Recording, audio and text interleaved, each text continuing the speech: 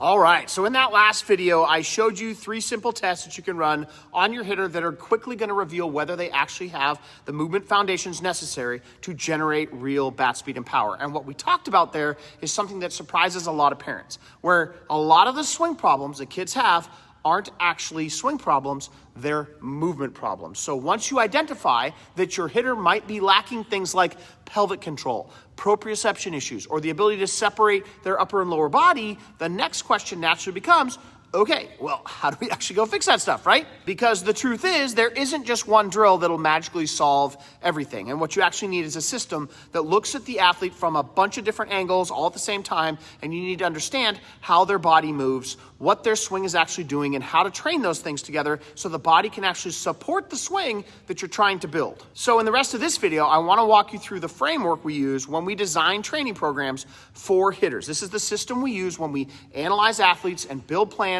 that help them develop real bat speed and power over time. Hey guys, in this video, I wanted to do something a little bit different, and I wanted to show you some parts that go into what it really takes to make a kid be like a gamer in a game, like you see with my son, where he's homering twice in a single game off of like an upper 80s mile an hour arm. And so I wanted to give you a framework for how we actually go and train this stuff, and I think that I hope that this might be helpful. So there's a lot of components that go into this, and what we're trying to do here is we are trying to show you how to build gamers, okay? So what it takes to build a gamer are, I think, 3 different types of things. And so one of those things that we really want to be able to do is we need to be able to find a way to maximize the exit velos. Maximize the exit velos. We need to be able to increase our hard hit percentage. What are the percentage of balls that we hit hard? And can we show that kid how to be adjustable to different speeds and timings, so he can hit the fast guy, he can hit the slow guy, right? So that's what we need to do. And so if we actually want to be able to do that, I think there's 3 things that we need to be able to train. The first is we need to be able to train kids how to be elite movers. I'm going to talk about what this means in a second. We have to be able to move elitely, or like it's just not going to work. The other one that we need to be able to do is we need to teach them how to have an aggressive approach. How can they learn to time up their aggressiveness and have a good approach? And then, do they have good barrel direction? And if we can get all 3 of those things dialed, we have a gamer. And there's some details that go into it, and I'm definitely going to go over them. But before I do, here's what happens when you don't get these things right. So if you do not have a kid who is a good elite mover and does not know how to have an aggressive approach, I should actually write aggressive. And you need aggressive because they have to think they're the most dominant person on that field. If you don't have either of those, what you end up having is a kid who has confidence issues. So a lot of you guys are constantly, oh, that's not how you spell confidence, but there you go, confidence issues. And a lot of you guys are telling me, he just lacks a confidence. Well, it's a combination of doesn't move well enough to like trust himself to make contact, and he doesn't have an aggressive approach because those 2 things are not online. So when you don't have these 2, you end up having confidence issues. If you do not, if you are not an elite mover and you have barrel direction issues, what will often happen is you will tend to have a ton of swing and miss. You just will not be able to square up the balls effectively. And if you do not have an aggressive approach and you don't have good barrel direction, you tend to be perpetually late. And so these are the 3 common problems that often people come to me with that their kids are definitely struggling with. So how do we go about actually fixing these things, okay? So what happens is we have a framework for how we approach doing each of these things. And I'm going to go over what each of those are here with you today and dive in. I'll hop on my computer and kind of walk you through these in more detail so you get some good examples. But there are 9 pieces to the outside of this that help us train this so that it turns into a system that creates that gamer that we're after. And for me, the whole thing starts with like, what kind of mechanics are we trying to chase here? Because there's lots of different beliefs in how to hit, and I think that this is the one that makes the most sense, and that is to do what little boppers do. Little boppers are guys that are under 6 feet tall in the bigs, that are still hitting 25 or 30 home runs a year in their prime of their careers, and they're doing something different. So let me kind of walk you through what those guys are doing. And so here's an example of what little boppers are really good at doing. So little boppers, like a 5'9" Mookie Betts right here, he has to do things much more efficiently if he's going to compete as a 5'9" player than a 6'7" Aaron Judge necessarily has to do, who can rely on strength and size and muscle. And what these guys all tend to do very, very well, all these little guys, there's about 15 common swing traits, is they are really good at loading and unloading their body along the fascial lines of the body. So this is a map of a fascial line. It's the fascial sling that runs across up the legs and across the hip into the other rib cage. And they are really, really good at stretching these tissues before they flex them. And so that's what Mookie Betts is doing right here. See how his hands are going up and back while his front foot's getting into the ground? He is loading the fascial line that runs across his torso. This is a good shot of Freddie Freeman. A good example of, you don't have to be a little guy to use little guy stuff. Freddie Freeman's not a little guy, but he's showing you what a good example of this is, where you can really see his core stretching as it goes from his hip to his rib cage. And so they're very good at stretching and flexing all the points, and they run across their knees, their hips, their torso, their shoulders, their elbows. They're just really good at maximizing that system of their body and training that system of their body so they can get the absolute maximum out of every pound that they have. So you have to be able to move like a little bopper moves. However, the problem is most kids can't actually move the way that little boppers move. And trying to tell a kid how to move that way is like trying to explain what chocolate ice cream tastes like to a kid who's never had chocolate ice cream. You could tell someone that it's cold and that it's sweet, and you can be super right. Like, yes, chocolate ice cream is cold and sweet, but like it doesn't convey the meaning of what, or the experience of what chocolate ice cream really is, right? And so I think there's a reason that this happens, and it has everything to do with, let me see, get over here. How do I want to write this? Stability.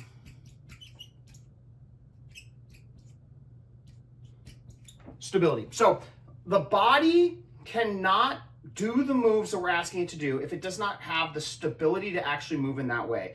And it turns out there's some details to this. So let me hop over to my computer. Let me kind of walk you through that piece. This is something that got turned on to me by a professional major league pitcher who I was paying $100 an hour to take my son to get pitching lessons from. And this is an image taken from an article that's over on PubMed, where what it says is there are 7 different categories of movement that your kid needs to have good motor control in, or they're like gonna really struggle athletically. And so what this pitching coach told me was, I can't take your money anymore.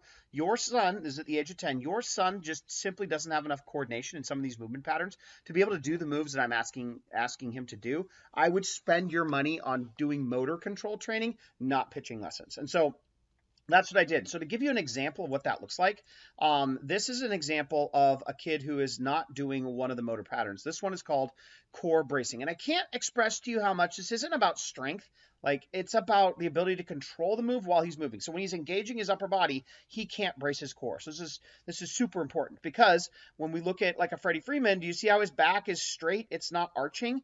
Well, this kid doesn't have the ability, when he's violently trying to use his upper body, to brace his core. So what his body will do is it will not swing from he cannot make contact if his body doesn't find a stable position first.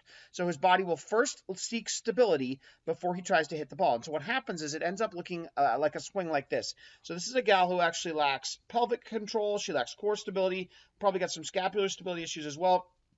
And so her body arches her back to find some stability, and then she swings, because that's the only way that she can control her swing. So the problem is most people try to cue their kids to not have these mechanics, but you can't cue a kid to do this stuff. People try, but it doesn't work. You have to fix the underlying motor control issues first. So you really want to have your kid tested for these things to make sure that they are fixed. And what happens when you do this is my son 6 months after, he's 11 here. This is his first home run he ever hit out of a Little League field. It's a 200-foot fence with a USA bat, not a U-trip. He wasn't cheating.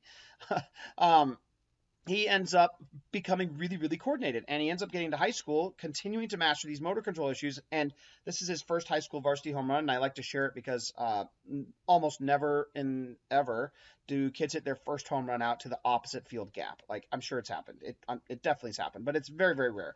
But it happened because we focused on motor control patterns first and not mechanics first, and it made a huge difference. So after we actually know what mechanics we're trying to go after, where we're trying to do what little boppers do, we have the ability and the stability to do those movements because we have enough motor control to do them. Then it's like, okay, how do we teach these kids how to load and unload their body along those fascial lines, right? And so for all of us, not for all of us, the way that we do that for us is pattern primers. So let me walk you through what those are. And so here's why we love pattern primers so much. Pattern primers are a way to help somebody feel what it's like to do a move.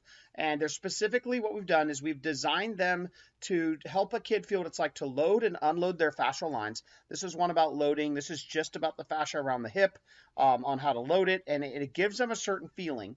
Then we have ones that are about unloading the fascia.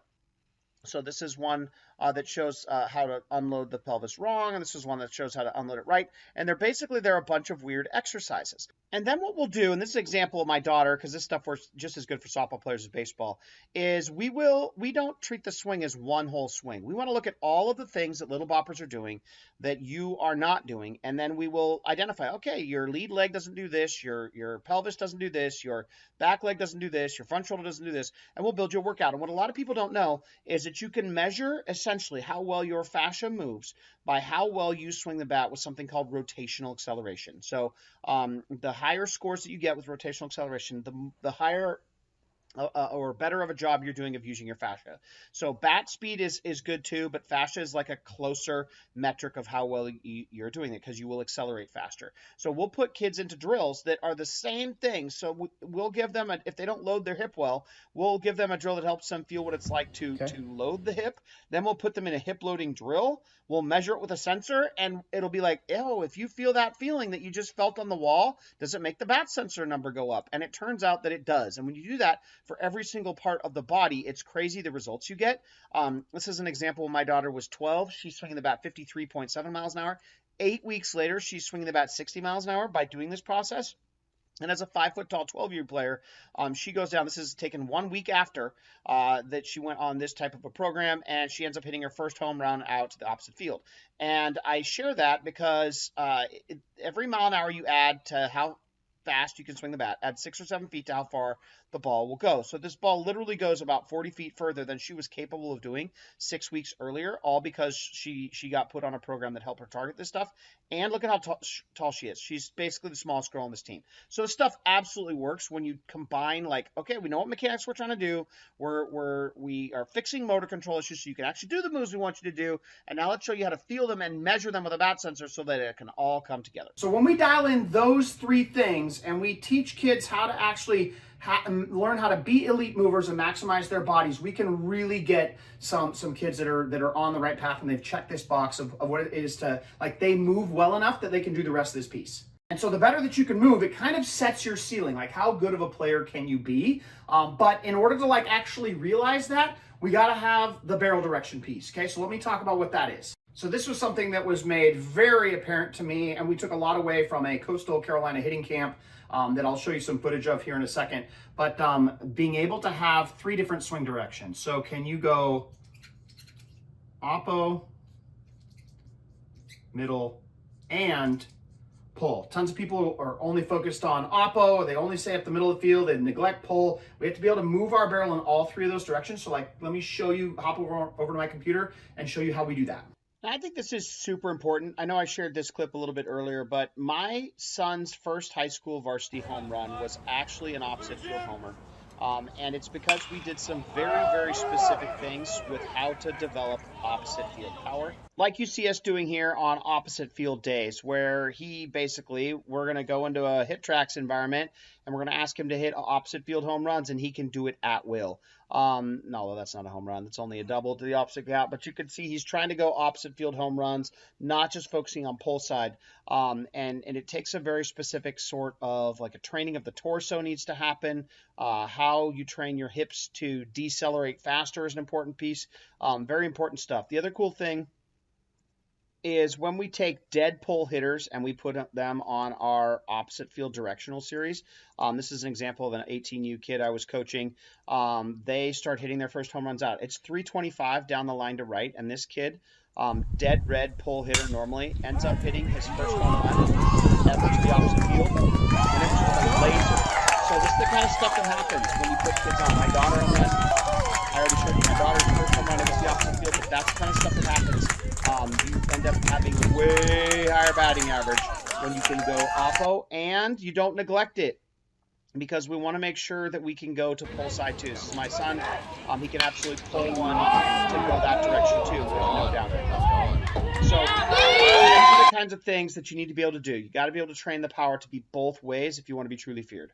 The second piece here is being able to maximize on plane percentage. What percentage of your swing is allowing your barrel to stay on the same incoming path of the pitch as early as possible, or get into the same plane of the pitch as early as possible, and then stay on that same plane as long as possible? Do you have a training process that helps you do that? Let me kind of go over what that entails over my computer. So how to actually train this skill was something that I really took a lot away from when I went to a Coastal Carolina camp and took my son on that camp.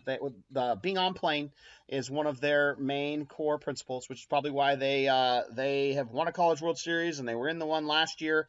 And this is my son on one of their drill progressions where they're trying to help you do this thing. And I don't know if you've ever hit off of one of these things, but this is called a perfect tee. And there's a whole progression that goes with this. This is just the first drill of the progression. But what happens is if you do not get your barrel on plane deep, as close to the catcher as possible, your bat ends up smoking this tee.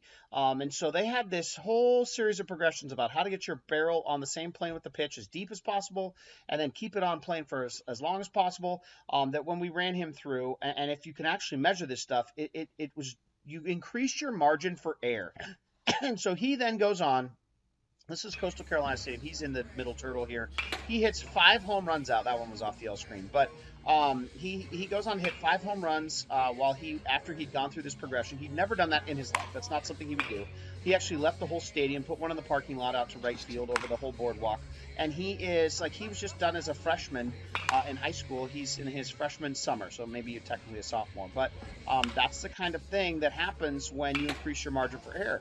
We had already built up his power from all the other concepts we talk about, but now when you put his barrel on plane for a longer percentage of time, now all of a sudden he doesn't have to be as precise, and he starts murdering balls. So this needs to absolutely be a part of your training. It's definitely one of the drill series that we put kids in. And then the last one, and this one is not talked about enough, is connection. So let me show you what connection is. So connection is something that can be measured with a bat sensor. All of the workouts we recommend are done on bat sensors. But what it does is it measures the angle of your bat compared to your spine. And so the red line is, in these graphics, is representing the spine, and the green is obviously the bat. And you want to have a 90-degree relationship. The best hitters have 90-degree relationships between their bat and their spine a higher percentage of the time. And the closer you are to that, the more it helps you make consistent contact. And so with my son, we were having some issues. So let me show you a map of his mishits. So he's a lefty hitter. So he was either launching balls out here, or he had a ton of rollovers to the pull side. And what happens is when your connection numbers are off, when he was pulling the ball, I should say, is his connection numbers were off. And so what we like to do is we want to make sure that we identify what types of mishits you are having with your hitter, where are those happening, and then we need to measure different sorts of things like connection to see if there's certain issues with the way your bat's moving that are causing these types of mishits. So now once we have those two things, we are an elite mover who knows how to move really well and explosively, and we know how to do those moves in lots of different directions while staying on plane as long as possible. Now we have to take it to the top, and we got to transfer this to the game, because now we've got an athlete who can do some damage, but what do we have to do up here to train them to be able to produce in the game? And one of the most undertrained ways that this never happens is they don't pay attention to what we call the 10 timing models. And the 10 timing models are different ways that different hitters hit. Different people have different ways of creating rhythm. Some people, when they listen to music, they tap their foot. Some people, they listen to music, they bang their head, right? They need to feel different things. And too many coaches tell kids to not do movements, and it robs them of rhythm, which is a huge part of being able to like time up your aggression. So let me show you what I mean by that. So here's some of the timing models that are just super important to understand that you need to be able to do. One is the no stride.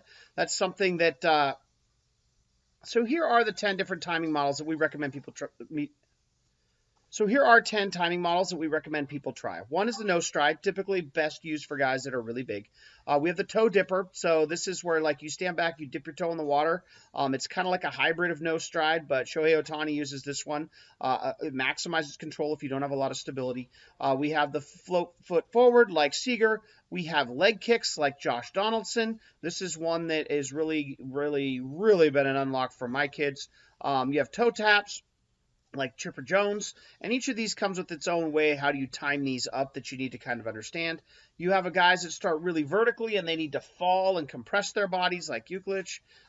You've got drop steps, so you actually see that Nolan Arenado's stepping backwards as he does this. You've got a bat tipper, where he really wants to feel the barrel of his bat by tipping it. Really a method that's coached out of most hitters, but can be a huge timing mechanism. You got the classic Griffey rocker, where he's feeling rhythm in his hips before he goes. And then we just got the turn and burn. So these are like dead pull guys who hit totally dead pull in really closed off stances, where they're actually, even when they go oppo, they're basically pulling the ball. So they've optimized for all of these things, and most people make the mistake of teaching their kids one of these and telling them not to do most of these moves. And if these aren't part of what you're experimenting with, like, I just don't know. You have no way of knowing if you've left a major unlock on the table. So once we have the right type of style that unlocks the best rhythm for you, then we need to make sure that that style is on time. And for us, this is all about stride timing. And my favorite example of this is this graphic. Look at how early this guy picks up his foot and where the ball is in this pitcher's hand when he's at his peak leg lift. He is already ready to go way before the ball is released. And this is my biggest pet peeve when, specifically in the softball community, they really like to teach no movement, no rhythm. They're not fans of my 10 timing models. They're not my models, right? Big leaguers have invented these. But basically what happens is they say, oh, we don't have enough time to do those things. That is true if you are doing them when the ball is in the air, but that's not what elite hitters do. They do these moves before the ball leaves the hand, and so it gives them a hybrid way to have the rhythm of a timing model with a bat tip or whatever, with the how to time the stride of it. Now, here's an example of my son doing this wrong, okay? So this is him. He's got a leg kick, and what we like to look for is he's going to be late on this. He gets jammed on a 90-mile-an-hour fastball. And what we do is if you stop the video when his leg is at his peak leg lift and you look at where the ball is already out of the pitcher's hand. That is not what this guy is doing. And so we had to learn and teach him how to actually load his body out better. If you go look, this is him 6 months later after working on this. Look at where his knee gets to at the peak of his leg lift here. This guy topped 90 miles an hour on this day. There's his peak leg lift. You can see the ball is way closer into the pitcher's hand, and he ends up ripping this through the 4-hole for a single. But learning how to time when you stride is super, super important. And you need to know how to do it off of fast guys like this, but also the slow. And you need to know how to do it so that you're adjustable. But this is a key concept we have to make as part of our training. And then once we have the right timing style, we know how to time that thing up to a actual pitcher, whether they're fast, average, or slow. Then we have to talk about the different hats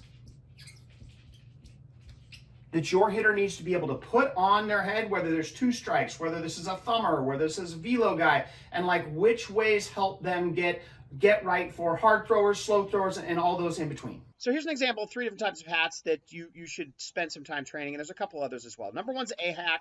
This is, you got a fastball, you're sitting a speed, you're sitting a location, and you are sending it as hard as you can, right? That's an A-hack. People talk about that one all the time. But as an example, a lot of people will know a pitcher faces a fastball and a changeup, and they'll be upset that they missed the changeup on an A-swing hack. And it's like, man, I am happiest when my son is sitting a fastball, first pitch, and he gets a changeup, and he swings through it for a swing and miss. I want that a swing because we're optimizing for one pitch and one speed, and we want a swing and a miss. If we don't get that, that's that location and that speed, because then we still have 2 more strikes to give, and we still got a lot to happen, right? B swings. B swings are all about deepening up the contact points. This is an image of contact point chart taken from home plate. Imagine that the hitter's front foot is landing even with home plate. We want to deepen up the contact so that he's making contact at the front edge of home plate, and he's looking to hit the ball out oppo. So we actually, our 2-strike approach that I teach, because we're so good at teaching guys to go oppo, is to actually try to hit an opposite field cage bomb, or not a cage bomb, but we want to try to go off the opposite field foul pole. This deepens up our contact point. It ends up having him make a lot of contact right deep down here, and he's able to still do damage to the opposite field. Several home runs this year with 2 strikes because we just deepened up the contact point. We didn't choke up and just try to put it in place. That's an example of a B swing. Where's this one? Let's talk about a C swing. A C swing is a swing that's like, okay, we need to be able to adjust mid swing, and so there's 2 different moves that you need to know how to do in a C swing. Do you see how Alvarez sinks into his front knee right here? He's sinking into his front knee while his hands stay back. This is a swing that's not his A swing because he's early, but his eyes recognize something, and he's getting off a different kind of a swing. He's still trying to do damage, but he actually saw the spin early and can react. So you're working on swings where you see the spin early, versus a B swing is a swing like, that's a swing that you don't see the spin well because you know, like, maybe a guy has a good changeup and you need to know how to, like, just foul this off. So this is an example, my son fouling off a pitch with his B swing. I think it's like a 10 pitch at bat. Where he fouls off a lot of pitches. When you're looking to deepen up that contact point and take balls or just foul things off by waiting a long time, and you're not worried about it and you're going until you get a mistake. The other thing, if you're going back to the C swings, is look at this clip. This is a great clip. So these are 2 swings that are timed up on each other. The one on the left is a fastball, and they're both timed up at pitch release. And the one on the right, is that true? Yeah, the one on the right is a curveball. Do you see how he bends into his front leg more? Kind of another angle from the Alvarez angle where he really bends in more, and that buys time. There's an example of my daughter doing this where she is actually flexing into her front leg. She sees changeup, she sinks, and then hits. And then this is the other move where it's not necessarily always about sinking further. You can actually stride longer. So Miguel Cabrera is known well for this, where the stride lengths are different. Fastballs are shorter. You're riding out a hip, and you can actually ride the hip out longer if you want to hit an off-speed pitch, and you have the ability to do that. And so that's something that we train, something I'm pretty proud of. I think this is a Southern Miss commit.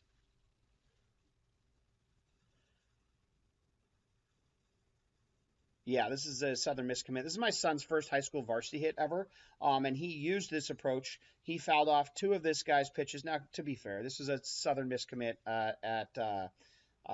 when the guy was a sophomore. It wasn't like he was his senior self, or it's not like he's at college, but still a high-level high school guy. My son's a freshman for his first high school varsity at bat.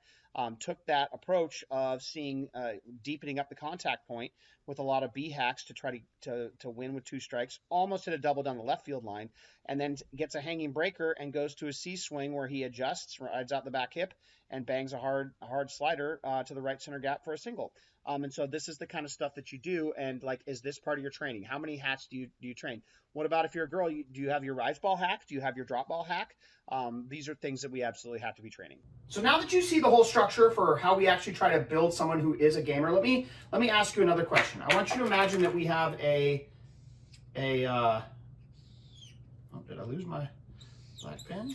I want you to imagine we have a street light, and I want you to imagine that it's got 3 lights, right? We have a red light,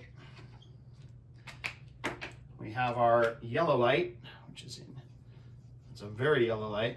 Maybe I need to mix in some orange in that. You kind of get the point though, right? Maybe orange is better. And then we have our green light. This is our go.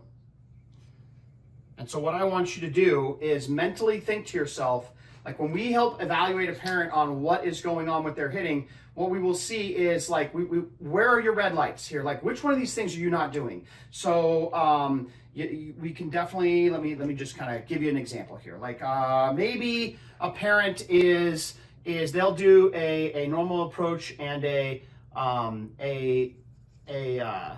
two-strike approach, but they're going to leave out a lot of other hats. So let's say we'll give them a yellow there. They've never, ever talked about how to have the adjustability of the timing to the different hard pitchers like we talked about. They've never done 10 timing models. They've just thought there was one way to hit. And so we have, you know, on our way of teaching an aggressive approach, like we've got 2 reds and a yellow here. A lot of people will make sure that they do, you know, one of these pieces. So like they might do a lot of how to hit the ball oppo and mid. Maybe they won't do a pole. Let's say this guy does all this. Maybe they do a little bit of on-plane training, but they've never even looked at measuring what connection is with their hitter. So like that's red, right? Then we come over here, like, have you actually tried to look at how the fascia moves so that your hitters have little bopper stability? Maybe some people have, maybe some people haven't. We can give that one a yellow or an orange. And so you have to answer these questions all for yourself. And I want to talk to you about what this means later on for like how well your hitter develops. But the goal that you need to be asking yourself here is how many of these am I doing, right? And then when it comes to stability, like it's almost always a red. Nobody addresses this. No one's done a motor control screen on their kid. They almost always get a red on this one. And they don't use pattern primers. They use cues. And so what we have here is if we want to make a gamer, and the gamer to train that takes these 9 things, like we have people who do like 2 of them. And so the question that I have for you is how many of these are you actually implementing, and you have like a strategic plan to implement with your kids? So you need to be honest with yourself, like how many of these things are you actually doing, and grade yourself. And then once you kind of have a sense of that, here's what I really recommend you do next. So this is something that I did for myself with my son and my daughter. And this is where we are now. So this is today. This is where we're at right now. And then this is what it looks like when at the end of this line, this is once your kid finishes high school. So we'll call it high school. I don't know, we'll just call it finish high school, okay? And so this is a time. I don't know how far your kid away. When I started this process, we were about 10 years away. You might be 3 years away. You might be whatever. But we have, you know, different, let's call this is a, let's say we have a kid who's 1, 2, 3, 4, 5, 6, 7 years away from finishing high school, okay? And so what you want to ask yourself is, what do we actually want to have happen here? And so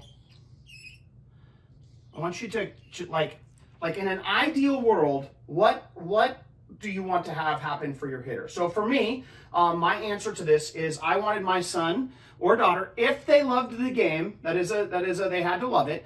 I wanted them to be in the top. I wanted them to be able to make it to college. So this is a top 7% of kids go to college, okay? I wanted to put them in a place where they could do that. That was my ideal example. I don't know what yours is, and so you might have some other ones. The next one, and where I try to make sure I help people get to, is I want to make sure that everybody makes it to high school varsity, okay? It's like not a very good way to spell varsity, but like being able to play high school varsity, like that'd be like an okay outcome. Like we're not going to go play college, but maybe like I just want them to be able to experience what high school varsity sports is like. Do I want to set them on a path for that?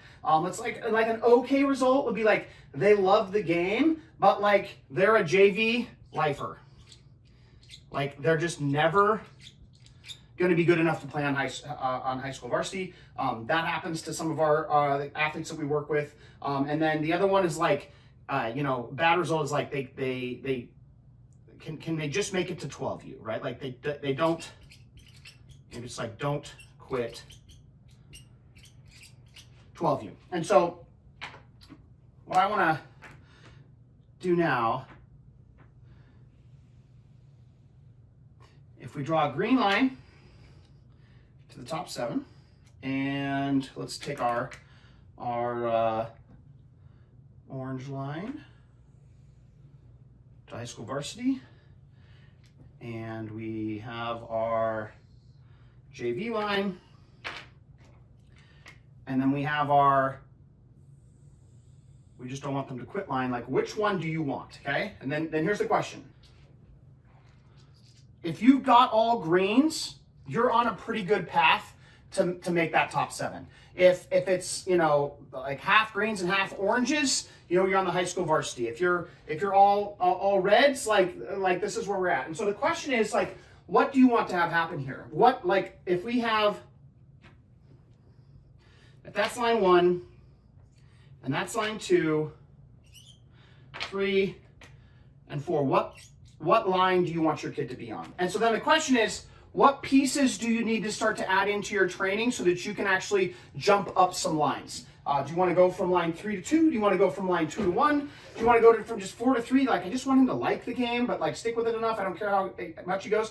Either way is fine. But what you do need to understand is, however many years away you are from this, notice how when you're this many years away, like, there's not a big difference between line 1 and line 4. And the longer that you wait, the bigger that difference is. If you come to me and you're a junior in high school and like you're on line 4, we've got a bigger problem than if you come to me as a 9U player and you're on line 4 and you want to get to green. It's easier to do this the quicker, the sooner that we start this process. And so if you're a parent out there who's wanting to upgrade like to another line and you want some help in learning how to implement this kind of approach for your athlete, that is what we do for people. And here's what I want you to do if you would like some help in implementing this and creating a plan. My personal cell number, let's see, where can I put it? I'll put it right here. It's 509 599 9657. So it's right there, 509-599-9657. Just shoot me a text. It's my personal cell phone. It's not an automated one. Just put the comment or the text word help, and I will get back to you, and I will show you how we can help create a plan for your hitter to do this, where we can start to look at your hitter's footage, we can start to assess their movements, we can start to show you how to build all these routines so that you can help your hitter take their game to the next level and help them fulfill their goals for what they have on the kinds of player that they want to become. Now, hopefully after watching this, you can start to see why we take a little bit of a different approach when we train our hitters. We're not just trying to give kids random swing drills or swing tapes. We're trying to understand how their body moves, what their swing is actually doing, and how to train those things together so the movement patterns actually support the swing. But once parents understand this framework, the next mistake that I see happen all the time is this. Parents and coaches start trying to fix the swing with all the stuff we're talking about with cues. Things like stay back, keep your head down, turn your hips, swing level. And the problem is, the more cues, verbal cues you give a hitter while they're trying to swing fast, the harder it actually makes it for them to get their body to move more explosively in a game. And in fact, one of the biggest mistakes I see parents make with young hitters is trying to coach their swing by constantly telling them what to do all the time. Because when a hitter's brain is trying to process multiple instructions while swinging as fast as possible, their body almost always slows down in some capacity. So in this next video, I'm going to show you why swing cues often make hitters slower and how we approach training hitters differently so that their bodies can actually learn powerful movement patterns without constantly having to think about their mechanics and their brain getting in the way. Once you understand how to get new movement and motor patterns and swing mechanics fixed with this concept, it completely changes the way you look at hitting practice. So go watch that video next, and I'll see you there.